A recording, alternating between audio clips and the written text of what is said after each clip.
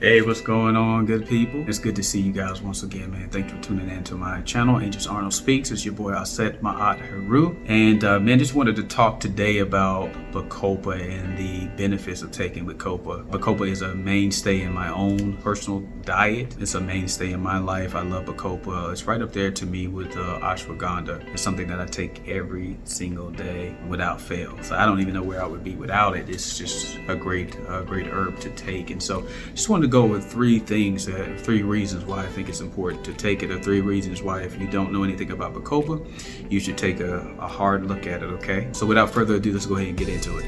Again, thank you guys for tuning in to my channel, Angels Arnold Speaks. So let's talk about Bacopa. Three reasons why you should be taking Bacopa right now. So what is Bacopa? Where does it come from? Why should I take it? All that good stuff. We're going to talk about that. So very quickly, common names for Bacopa is Brahmi. Because it's so powerful that in the Southeast, in India, they considered it godlike. And so Brahmi, just powerful. Another common name is water hyssop as well. It's just a small succulent kind of plant.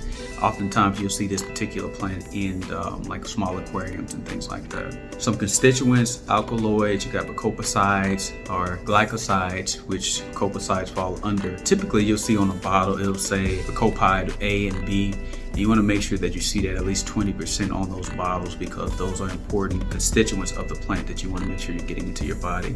Bacopa is also considered an adaptogen, so I use it primarily for anxiolytic purposes. So I use it for anxiety, and also I use it for memory. So there's two good reasons right there to take it. So we'll kind of come back to that, as well as when we cover the three reasons why you should be taking it. Some of the traditional uses were it was an anti-convalescent, it was anti-inflammatory, antifungal, antioxidant, of course, antispasmodic. It has a long use of historically being used in India to deal with like anxiety or any kind of mental disorders that people had in the past. So it's used for that. Let's talk about some of the current uses. The current uses right now, it's been tested to deal with ADHD, dealing with bipolarism, dealing with anxiety, as well dealing with memory. So they've done many studies, and you can Google this. It's done many studies, many tests, and I might just drop some down below here so you can look at some of the studies and take a look for yourself and see the power of Bacopa. Getting back to that, many studies on dealing with the memory. They've done studies dealing with anxiety, and also adaptogens as well, so it being an adaptogen. So let's take a look at that real quick. Three reasons why you should take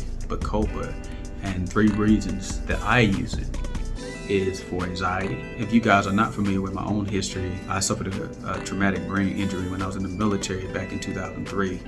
And I desperately was looking for things that were natural to help with memory, to help with anxiety, PTSD, all those different things. And so Bacopa has played a significant role in helping me to maintain my mental health as well. Anxiety is one of the main reasons why. So it just kind of gives you a nice calming effect, very relaxing effect. There's some level of stimulation there, so it's not a sedative, but you can still stay focused and get things done. And so that's always a great thing. In many ways, people use it as a nootropic because of the anxiety and being able to focus. It I was about to say it's kind of on par with theanine and caffeine, that nootropic stack, but I wouldn't take it that far, because you're still relaxed and it gives you some level of focus. I also take it to help me with my memory, and so just memory loss, or making sure that I maintain memory, short and long-term memory. I take this usually alongside lion's mane, and that's something I'll discuss later, but lion's mane is really good for dealing with the NGF, or neural growth factor. Those two things combined,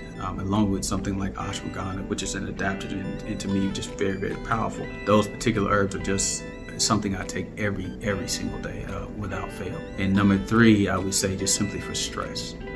There's a difference between anxiety and stress. We deal with day-to-day stress, especially in light of what's going on in our lives today with pandemics, and people are trying to maintain and trying to find a way to deal with some of the obstacles and hurdles in their way right now. And it's mainly up here mentally and emotionally, as well as physically. And this is a great herb to add to your staple to make sure that you're just relax, because for those of you that don't know, when we're talking about adaptogens, these are plants that grow in some of the most harshest conditions, like say ashwagandha. They have constituents in them that allow us to take them and allows our bodies to deal with stress a lot easier, dealing with the oxidative stress, dealing with free radicals. And if you don't know, free radicals, quote unquote oxidative stress, is very damaging to the body. How I strongly believe that it's probably the primary reason why we get sick, chronic disease and illnesses.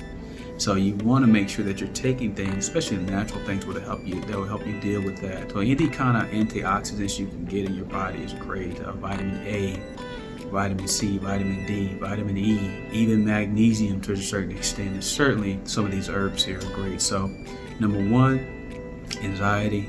Number two, memory. And number three, stress. I hope this helps you guys, man, and I hope this finds you well. Until next time, people, it's your boy Aset, my aunt Heru, and keep your health up. Peace.